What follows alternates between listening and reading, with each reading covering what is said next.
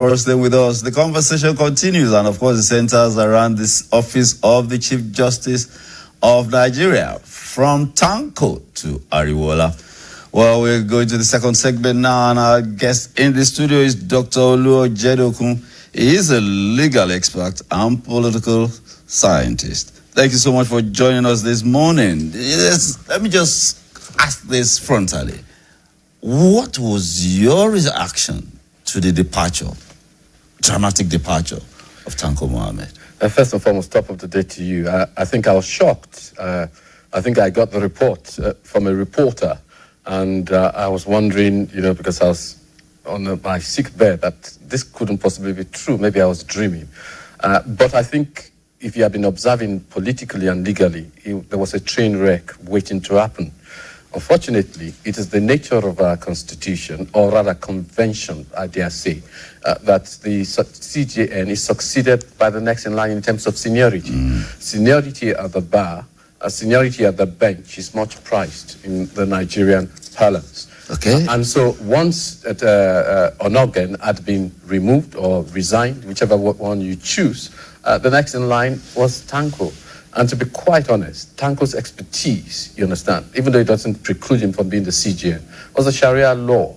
So it's not as if it was very vast in the common law, but didn't preclude him from becoming the CJN. Having said that, the new CJN, acting CJN as it might be, also is a Muslim. There's no problem with that at all. What I'm just trying to say is that you need to be vast, not just in Sharia, you need to be vast in common law, which is the predominant number of cases that the Supreme Court would superintend over, would deal with, and will resolve. So, of course, yes, it was a shock I'm still trying to recover from. Well, I picked this from you. Say, Stanco Mohammed, there was a shipwreck waiting to happen. Yes, because I think when you have 14 justices, there are 15 justices, 14, which means it's 14 against 1, claiming corruption, claiming maladministration, claiming gross misconduct. Of course, it's been condensed into things like no internet, no use of generator and things like that, lack of training allowances and so on. But I think it goes much more than that. Because if you are in the temple of justice, what we train our lawyers, what we train our law students, is that you have to be whiter than white. Any infractions from any of our law students while they're studying in the faculty of law, they are debarred from going to law school. You're caught fighting, you're caught in malpractice, you're caught in dishonesty, you're debarred. That is a law student.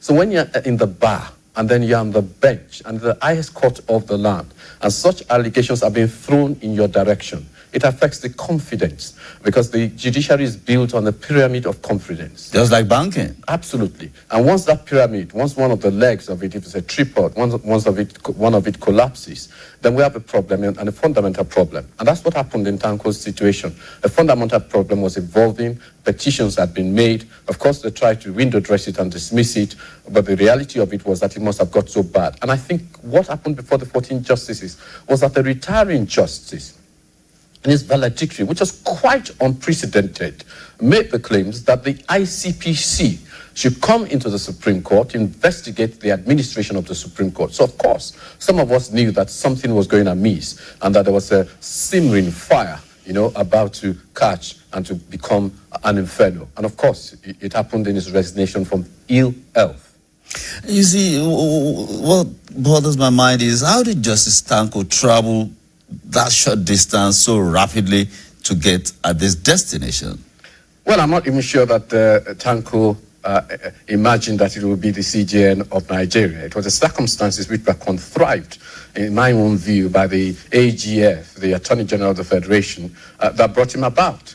Because if you look at the charges that came against Onogen, none of those charges are on the same level with the charges that were leveled by 14 justices. So some will say maybe Onogen is vindicated. But having said that, I think Stanco wasn't administratively equipped or prepared, and as such, he was thrown into that office quite unexpectedly because he never expected to be there. And so maybe the advisors around him didn't give him the adequate support and advice that he needed, from that point of view. But it also goes from that there are fundamental problems with the Supreme Court administration. Not with the delivery of justice is another matter entirely. The administration. Which I'll be careful to delve into because I am still a member of the Nigerian Who is bar. in charge of administration in the Supreme Court? Well, you would expect there to be a registrar of some sort. Yeah. You understand? Who would do the administration, of course. Of course, it will follow directions. So there will be administrators there. Many of them will be lawyers, the assistant registrars, deputy registrars, and the like. They will do a lot of this administration. But at the end of the day, it is the Chief Justice of Nigeria. It is his directive. It is his impetus, if you may use that word, that will matter. So yes, you might have good administrators, but you also need a good leader from that point of view. But I think fundamentally the new CJN acting CJN, as the case might be for now, would have to look at the way the structure is run, the way the finances are administered, and also the way that the camaraderie, the esprit de corps, which comes from the military, of course, is also restored within the chambers, the hallowed chambers of the Supreme Court. You talked about seniority being prized here. Yes. Oh, how do you mean? Well, for instance, I use it for instance, and I would even go to faculties of law. If you have somebody in the faculty of law that is over 33 years at the bar, and you have somebody that's over 10 years, of course, the person who's over 33 years will take precedent, except, of course, the person who's 10 years becomes the dean, administrative head, then, of course, you defer to that person. It therefore means that in public occasions, you recognize someone who is 33 years or 30 years, the seniors are recognized. And in terms of order of preference, maybe something is being published, their names will come first, from that point of view. They will be given that regard because of their seniority. When it comes to sitting arrangements, they will be given the regard. When it comes to processions, you understand, the seniors are given regard. For those who understand, you understand the way the protocol of the profession. Yeah. Well, if they don't understand it, then all sorts of things. We see that sitting arrangement in court. Yes, in court. So, for instance, if I go to court, for instance, and there's somebody who is of 15 years at the bar and I'm 33 years, the fact that I'm not in regular practice doesn't matter. My case will be called to bar. Yes, my case will be commissioned before his case. But if there's a senior advocate of Nigeria, I have to take the back seat from that point of view. And it also applies to those who are in the university. The year ones have to give respect, fulsome respect to the second years to the third years, fourth year, and so on and so forth. It is taught from that level. It is taught from that level, if it's properly done. That's the way we should instill it, and that's the way that is done. And that's the way the Council of Legal Education instills it at the Nigerian Law School. Well, we apparently got that from the British setting. Of course. Is it something else elsewhere? Well, it's a carbon copy. Well, I think to a certain extent in America it's copied because it's part of the common law system. Okay. Canada, Australia, common law countries tend to follow that with some slight variations. For instance, a lot of common law countries are dispensed with the week. We maintain the week, yes. But some maintain the week, just the gown, and dispense with the wig. Some don't even have the gown anymore. They just maintain the somber colors, just be a bit somber in the way that you dress and the way you present yourself. The allegations are leveled by the 14, all of them, justices except the CJN, going down to the unavailability of internet. And then you ask yourself, internet is unavailable, how then do they work? And then, powering of the buildings, and the number of hours these judges have to work, and then accommodation and all of that. Well, I think it was disgraceful and despicable if it's true. These are still mere allegations. I don't doubt their words, but they're mere allegations.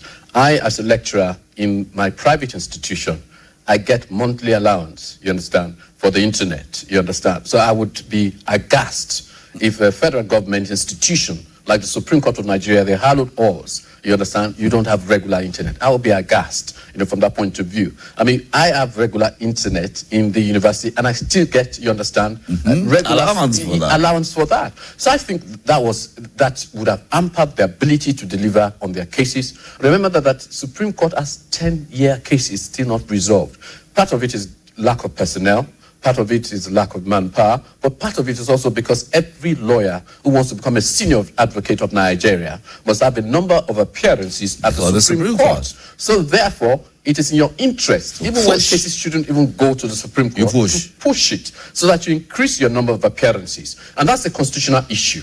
If the constitution says that certain matters don't go to the Supreme Court and stop at the appeal court, it will give a breather.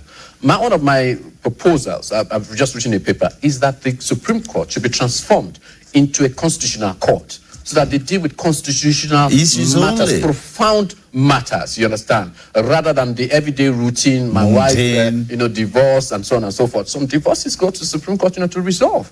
What does the Supreme Court, what do they have to resolve in divorce cases that the appeal courts cannot resolve, or the High Court cannot resolve? So those are the issues. So when you have the totality of those factors, you must have speed internet. You must be able to do it. We're not talking about all this internet stop and go, whatever. 5G levels. Yes, and from that point of view. So I think most of them, their working conditions have become a bit unbearable. The use of the cars is a problem. Security is an issue in Nigeria. So you need solid cars for the justices of the Supreme Court. When I was a state counsel at the Ministry of Justice at Abeokuta, you understand, every time I went to court, you understand, I went with an official vehicle. And if I was going for high-profile cases, they were oddly available from that point of view. So at the lowest level, you expect even, suitable transport and means of transportation. So I think all this matters, even though they were personal to them, were the angst of these justices. But some Nigerians will say that many Nigerians out there on the streets, in the villages, in the towns, in the cities, you understand, go through much more suffering today. And that they would wish that when these justices settle down, that the administration of justice of this country would at least be more activist in enabling that the inequity that happens in the Nigerian society is also addressed and also faced. So it's good enough, yes, they should be sorted, but yes, please, in their judgments and in their outlook, let them take also that into consideration. Absolutely. And reflect. Absolutely. Now, from Tanko to Ariwola, these issues that have been mentioned. As the first guest, does it come down to funding? He said he may not be of the opinion that it comes down to funding. What could be the problem? Could it be linked to funding? Well, there's an aspect of funding there because, of course, the Nigerian economy is in trouble. Whether anybody admits it or not, the truth about it is that the federal government increasingly is finding it difficult to finance its budget. We finance our budget through deficits. From that point of view, a lot of the money that we even make goes on subsidy. You understand? We are convinced that sustaining this subsidy is the way forward. So, of course, funding would be an issue. But it would be an issue the way that you allocate the funding that you receive. I might choose, if I have less money, I might choose, because I love granola in the morning. I might choose to go granola and spend 2,000 on granola. Or I might choose to go the local way and get, the pap? Yes, and akara, and that sort of thing. And of course, that could go a long way. So it depends on the way that you allocate the funding. And I think there's been a problem in terms of the allocation to a certain extent. Now that comes to the person of the chief executive officer. Yes. But yes, it then reflects on the person. So first and foremost, the fact that I've been a jurist of tons and tons of years does not mean that I would be equipped to be a very good administrator. And I think sometimes we assume that once you become the CJN, you have the magical qualities, you understand, to administer finances and such like. So I think the structure has to be looked at. Even if you have a CJN, maybe the chief registrar of the court should be empowered more, you understand? Like the role of a permanent secretary, where they become the accounting officer. Yes, I think that, so that a lot of this allocation, sums of money, arithmetic, and so on and so forth, is left to those officers. The administrators. Yes, and then you basically just have much more of a supervisory role, maybe of an oversight. Now, just as Ariwola has taken over, what lessons for him? Well, I think the lessons will be to look at the structural reforms, to see how the justices of the Supreme Court in their judgments can be less remote, can look at some of the implication of some of their judgments, because we have a crisis in the legal profession. Even in terms of court appearances, there is a crisis that is brewing.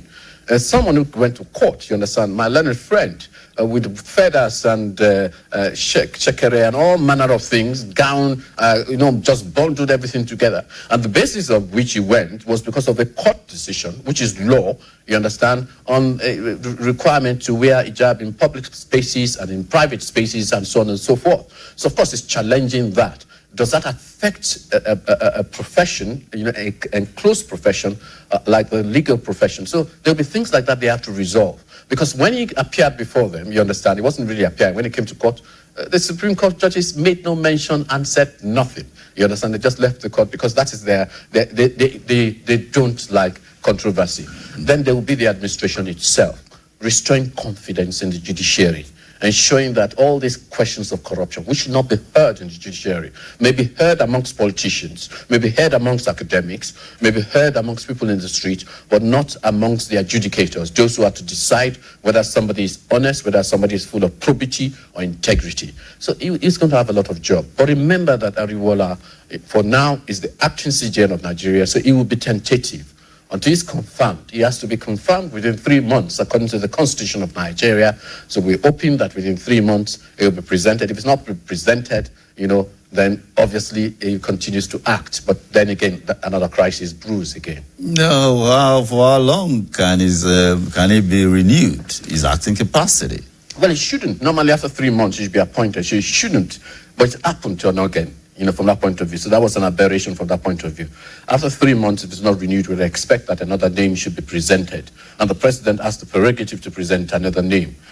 Even if he presents another name, the Honorable Justice Kekerekun is the next in line, to be presented from that point of view. He's number 3. Yes, he's number 2 Number now. 2. So I don't expect that they won't present Ariwola Olukayode, who incidentally started his his legal practice in Oyo State, was a judge in Oyo State before he went to the Appellate Court. And of course, it's a product of the Great Ife. If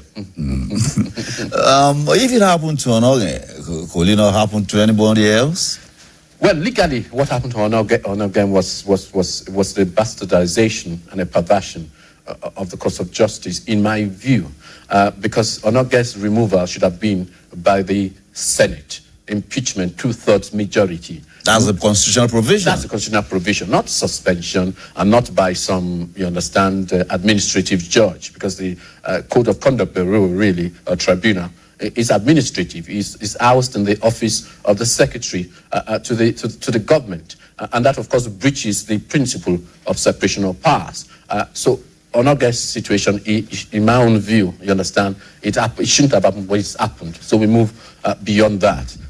But it's not a justice of the Supreme Court. Doesn't have a lifetime appointment. By the time he gets to 70, he's bound to retire. Unlike the United States, where once appointed, it's for life, except you choose yourself to retire. Like we saw just one with that woman resigning her office so that somebody else. Now, the question is, that was raised by the first guest. He said, we see the president being sworn in, by the Chief Justice. We see the leadership of the National Assembly being administered the oath of office by the clerk of the National Assembly. But we now see the president sworn in by the CJN, now swearing in the CJN into office. He thinks that's an awkward situation. No, it's not. It's not. Who swears in? Who gives the oath of office? Who coronates the Queen and the King of England? It is the Archbishop of Canterbury, a priest who is under the King and the Queen.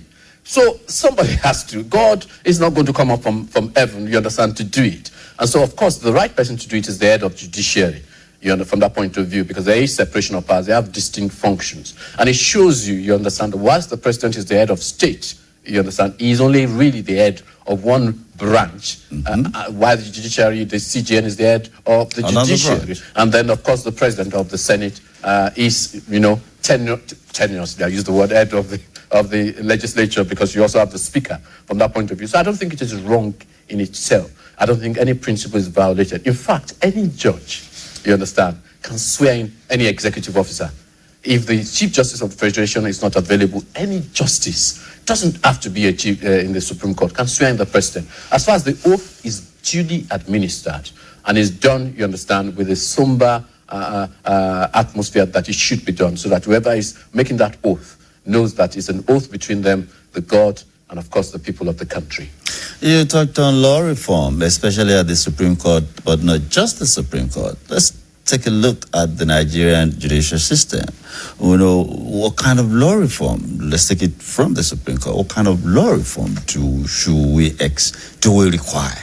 Well, one of the things I've alluded to first is that we need to make our Supreme Court a constitutional court. We need to reduce the burden of cases that go right from the high courts all the way to the Supreme Court, so that some courts will stop at the appeal courts. We need to ensure that even some of these appeal courts, we used to have the Western Court of Appeal. regionalize them. Let's sort of decentralize this administration of justice, as it were, from that point of view, because the centralization doesn't help from that point. So that would be part of it.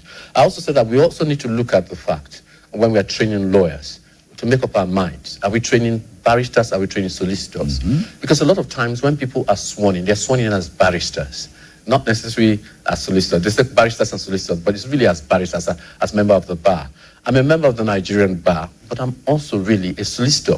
And a solicitor has a different function from that of barristers. I think the roles need to be clearly delineated. Or, like in other climes. Yes, like in other climes. Even though, having said that, Britain is winding back the clock, because Britain now is seeking, in a sort of way, they haven't merged, you understand, but now they are giving the solicitors the same right of audience that the barristers are.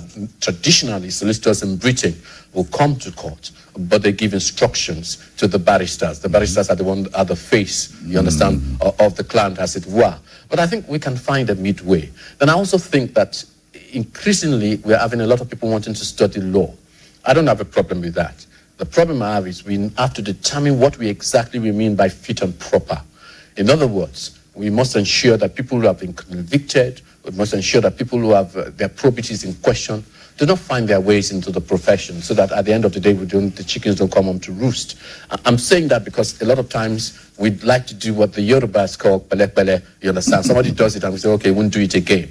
I think we need to be strict, in that sense. You can be a law graduate, you understand? You can be a member of the Institute of Chartered Secretaries. You can administer. You can be a company secretary. You understand? With a law degree. You don't necessarily have to be a barrister and solicitor. It's not a must. So if you are not qualified to be a barrister and solicitor in terms of your conduct, in terms of your character, in terms of your integrity, just be a law graduate. You understand? You graduate with law and then you go and do some other things. After all, people like Ernest Shoneko, you understand, even though they were barristers and solicitors, really they were Mongols in the boardroom. Even Otumba Shibomi Balogun, the foremost banker, is a Mongol in the boardroom. You understand? You don't see them in court. And I dare say even my junior, who is now currently the president of the MBA, I call him my junior because we were juniors in secondary school, King's College, Lagos, he doesn't go to court. He's a solicitor, from that point of view. So I think once people begin to understand that you don't necessarily have to become called to bar, you understand, then when people commit infractions, you just say, okay, well, you can be a law graduate, but you're not going anywhere near the bar, because when you come to the bar, you are a minister in the Temple of Justice. Now, whether they call them petition or to call them protest letter to the CJN, what, after the departure of Tanko Muhammad now, what do you expect to happen to it? Oh, I expect him to carry it on as before. I don't expect it to be truncated. Because, of course, if crimes have been perpetrated or committed, then they need to be investigated to see whether these crimes are systemic, whether human error, or whether, you understand, they are baseless and without foundation. They need to be investigated. And, of course, which means that you bring in the ICPC or you bring in the EFCC to look whether, indeed, these crimes were indeed committed, or infractions, or maladministration, as you might call them. And of course, if they are indeed, then of course the ex-CJN, you understand, of course you have to have regard to his health, be very gingerly with him, be very careful, but under very humane circumstances, he ought to be questioned and interrogated under very humane circumstances. And of course, if he has a case to answer, then of course you carry it forward, from that point of view. The arrangement between him and the federal government, whether there's plea bargain or not, you understand, if it gets to that stage, that's a matter for the federal government itself. How does it proceed from where it is located now? There's a petition or a protest letter. We're hearing from the National Assembly. The National Assembly, the two chambers, of course, they have oversight functions, Judiciary Committee. So how does it proceed? The ICP steps in, or the National Assembly committees on Judiciary does their own oversight functions and submit the report, or how does it? They can all act at the same time. No one precludes the other from acting. I mean, for instance, the National Assembly can set up its own investigation, and then make recommendations. And those recommendations can be carried forward by the ICPC, because all the National Assembly can do is carry out their oversight functions and say that the money that we've allocated, the money that we've given, the money that has been appropriated hasn't been well spent. Therefore, something needs to be done. And of course, the ICPC can take its cue from that and carry out further investigations. And if charges need to be laid. Also, the National Assembly can make recommendations so that future laws able to preclude any judicial lawlessness, if I may use that expression. And still talking about the agenda of the new acting CJN. Well, yes, he's acting, but I mean, if he's forward-looking and hopeful, he should develop an agenda. The Supreme Court, how much powers does he have as CJN to initiate reforms? He certainly has the moral authority, he has the legal authority, because he's the most senior person now. You understand? He's the head of Judiciary. In other words, it's not just the justices of the Supreme Court that fall under him, justices of the Court of Appeal, justices of the High Court, lawyers and members of the Nigerian bar and bench all fall under him, because he's the most senior, he's at the apex. And of course, he represents the judiciary to the government. So of course, he can begin the whole idea of reform.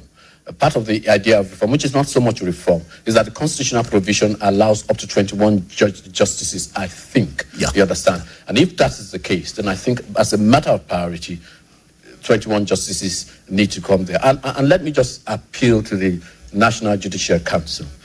I know that it is the tradition that you pick people that have been judges from high courts, appeal courts, you know, the progression. But look at some of our most profound judges. Akinola Aguda. Akinola Aguda was an academic. He was Dean of Law at Ife. You understand? He was plucked from academia. And he was one of the most outstanding and most progressive judges that we have. Nnamani, PhD. Nnamani was the Attorney General, you understand? And he was plucked from that, you understand? And made a justice of the Supreme Court. So usually, you understand, powerful, profound justices. Justices that when you wake up in the middle of the night and you're thinking about a profound judgment that has been made, you understand, and are able to make that, are usually people that come from outside the bench, you understand? Been outstanding in the classroom. Elias. Captains in industry. Yes, Elias. Elias was Dean of Law in UNILAG when he was acting as the Attorney General of the Federation of Nigeria, and it was from Dean of Law and Attorney General of the Federation that Yakubu Gowa made a profound decision and made him the CJN after the late Ademola Adetukumbo retired, rather, from that point of view. So we need to look outside the box. We need to look at people, you understand, who ordinarily will not be near the judiciary.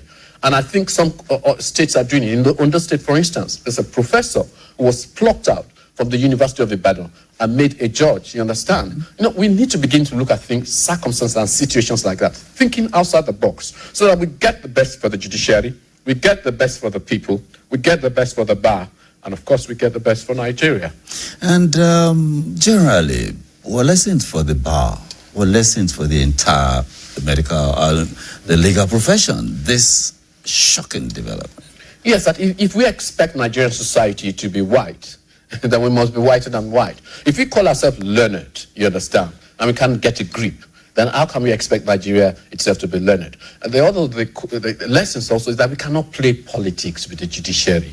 If you are going to be an Attorney General of the Federation, then leave your political heart behind and become, you understand, that which you be, the #1 lawyer of the Federation, which means that you look at things legally and dispassionately without allowing politics or manipulation, you understand, politics or other considerations to manipulate your judgment. And I feel to a certain extent, and I would say it, that the current Attorney General of the Federation, in some of his actions, may have been misguided and may have allowed political influence to have determined his course of action. That would be my view. That's my opinion. Some might suggest otherwise. Yes, but talking about the Office of the Attorney General, Honorable Minister, there is suggestion that the two offices should be separated because, I mean, the roles are in conflict. Well, in England, it's separated. In England, the Attorney General of the Federation, Attorney General of the United Kingdom or England, as the case might be, is separated from the Minister of Justice. You know, from that point of view, they've decoupled it, so there was a time when it was together. So I agree to a certain extent. If we want to keep politics out of the office of the Attorney General of the Federation, then let us remove the Minister of Justice and let the Minister of Justice play the politics he wants to play, and the Attorney General stick to his brief as the chief law officer of the country, of the Federation, yes. Going forward, the new acting CJN should expect some level of cooperation. Because if you look at that scenario, 14 justices, I mean, all of them signed a petition against the CJN and did not deny making it public. That's unprecedented, it's scandalous, very embarrassing, not just for the judiciary, but not even just the legal profession, but our union, Nigeria. Absolutely. That's a heavy burden for the new, the acting CJN. Well, it's a heavy burden because he too was one of those who penned the letter. Exactly. You know, so it's part and parcel of those that penned the letter. So, of course, it's a heavy burden. But, of course, I think Nigerians are going through so much struggle, so much suffering. There's so much that is unfolding as we speak. So I think within a matter of time, people will move on. But I think it is his job that even when people move on, to ensure that the judiciary functions for the people, the judiciary addresses the concerns of the people, that the new judicial activism, the activism which was enunciated by people like Lord Denning, the master of the rolls, you understand, and all those kind of people, you understand, Mansfield and so on and so forth, that new kind of judicial activism, not the law as it is, but the law as it ought to be. Mm-hmm. In other words, using the law as a tool for emancipation. Mm-hmm. Not saying because the statute says this, you don't find a way around. I teach my students, don't disobey the law, but within the ambit of the law, find a way through it. If the authorities say do this, you understand, don't disobey it, but be creative, you understand, for your own good, not for bad, because there's a way to be creative for, destructive purposes, but be creative for creative purposes, so that you can use the law, you understand, to enable yourselves and to lift yourselves out of poverty or to lift yourselves out of the difficult situation that you find. The law can be a tool of an emancipation, and the law can be a tool of imprisonment. That's suggesting that law, the application of law, should be given a human face. Of course, you should be given a human face. Not just strictly the cold letters of the law. No, because sometimes the cold letters of the law sometimes allow a manifest injustice to be created. I give an instance. You have a law. Don't go into the female hostel. Blokes meaning men, are not allowed to go into the female hostel. And that's the law. And then there's a fire engulfing the female hostel. And then you're a bystander, a bloke, a man, you understand, having access with the fire extinguisher, and you're watching the fire. And they say, why aren't you going to put out the emergency fire? And say, but the law says that men should go into to do that. And that's the law. Yes, that's an absurdity. You understand? What you would expect to do in those circumstances, of course, in that emergency situation, you will rush there, you understand? Because the intent of the law wasn't to stop people from helping people, but it was to stop blokes or men from indulging in shenanigans. Interpretation of the law to suit human advantage. Now, the Nigerian context, because we're moving towards 2023 now. Yes. And the Onogen case was given political undertones. Yes. And is there a possibility of what you call shenanigans occurring in the processes of confirmation and appointment of... It's going to be difficult, because if there's any shenanigan with this current acting CJN, the next in line is Kekereakun. You understand? So what are you going to do? Are you going to jump over those two? So it's going to be very impossible. Then secondly, remember that the incumbent is no longer going to remain in office. There's going to be a new election. In other words, whether it's APC, whether it's PDP, it's going to be a brand new face. I think that is going to be very unlikely. It's going to be problematic. And I think the judiciary is still reeling from the last time. So I think the presidency and the handlers, we need to be very careful in the way they handle it. We don't want the judiciary collapsing at this time into a lack of confidence and into other things associated with it. So I think it's very, very unlikely that any shenanigans or political maneuvering will occur. But I don't put it past the members of the political class, especially those that have nothing to lose at this stage. But you remember that over 1/3 are not returning because they did not secure re-election. Oh, yes, they did not get their party nominations. Well, it's been quite an engaging conversation with you this morning, Dr. Olu Ojedokun. He's a legal expert and, of course, he lectures at the Lake City University. He also teaches international relations. This morning, we've been talking from CJN, from Tanko Mohammed to Justice Ariwola. Well, dramatically, just this Monday, we were talking about the petition that was written, or is it a protest letter by 14 justices, all of them 14, against the then sitting Chief Justice of Nigeria, Justice Stanco Mohammed. And as we departed that program on Monday morning, news started making the rounds that the Chief Justice had tendered his letter of resignation, citing ill health. But of course, the whole nation points to the fact that that should be linked to the petition that was written against him. Well, a new acting Chief Justice of Nigeria has been sworn in. He is Justice Ariwola, of course, in the first instance for 3 months in acting capacity, and the president then will nominate him and recommend him to the Senate of Nigeria for confirmation. We await the processes as it rolls by. Well, it's a wrap on AM 120, the midweek edition. Thank you so much, Dr. Ojedokun, for joining us this morning. Thank you for watching. Bye for now.